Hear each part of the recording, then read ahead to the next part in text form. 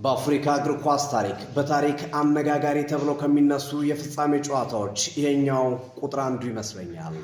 ሴኔጋል ከሞሮኮ የአፍሪካ ዋንጫ የፍጻሜ ጨዋታ።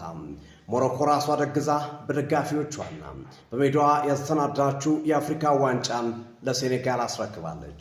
ጨዋታው አነጋጋሪ የሆነው ታዲያ በውጤቱ አይደለም፣ በሜዳ ላይ በነበሩት እንቅስቃሴዎች የዓለም ሕዝብ በሙሉ እየተነጋገረበት የሚገኝ ጉዳይ ሆኗል።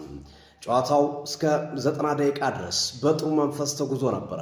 ሁለቱም በእጅግ አፍሪካን የሚመጥንና ለአፍሪካ እግር ኳስ ተጽዕኖ ፈጣሪ ሊሆን የሚችልና ማስተማሪያ የሚሆን አስደናቂ የአውሮፓ ስታንዳርድ እግር ኳስ አስመልክተውናል። 90 ደቂቃ ተጠናቆ 8 ደቂቃ በተጨመረበትና ዳኛው ፊሽካ ሊነፉ በተቃረቡበትና ጨዋታው ወደ ተጨማሪ ሰዓት አመራበት በተባለበት ጊዜ ግን አንድ ክስተት ተከሰተ። ብራሂም ዲያዝ ሳጥን ውስጥ በሴኔጋሉ ቀይ መስመር ተከላካይ ማሊክ ዲዩፍ ተገፍቶ ወይም ተስቦ መሬት ላይ ወደቀ። ይህ ክስተትም በቫር ታየም። ዳኛውን በቫር ካዩ በኋላ ፔናልቲ ያሰጣል አሉ።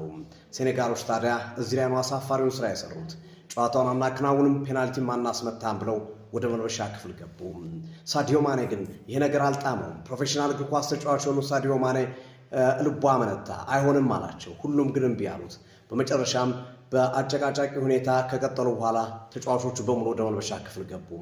በዚህ መሃል ግን የቀድሞው ወይም በ2022 የዓለም ዋንጫ ላይ ብዙዎቻችን የምናስታውሰውና አስደናቂ ተጫዋች የነበረው ኤልሃጂ ዲዩፍ ሳዲዮ ማኔን ጠራው። የሆነ መልእክትም ማስተላለፈለት። ማኔም እየሮጠ በመሄድ ተጫዋቾቹን በመጥራት ወደ ሜዳ መለሳቸው።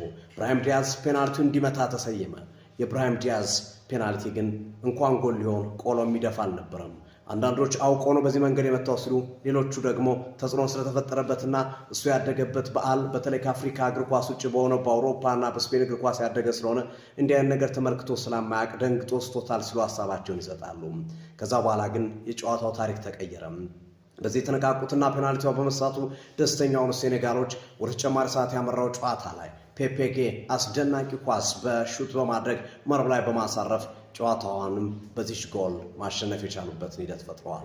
በጣም አነጋጋሪ ጨዋታ ነበረ። በነገራችን ላይ ያቺ ፔናልቲ በተሰጠችበት ሰዓት ላይ የሴኔጋል ደጋፊዎች የሞሮኮ ስቲዋርድ ወይም ጠባቂ የነበረና ስቴዲየም ውስጥ በመጠበቅ ስራ ላይ የሚሳተፍ የነበረ ግለሰብን ደብድበው በስትሬቸር ወደ ሆስፒታል እስከ መሄድ ድረስ የደረሰበትም ሌላው መነጋገሪያ ጉዳይ ነበረ።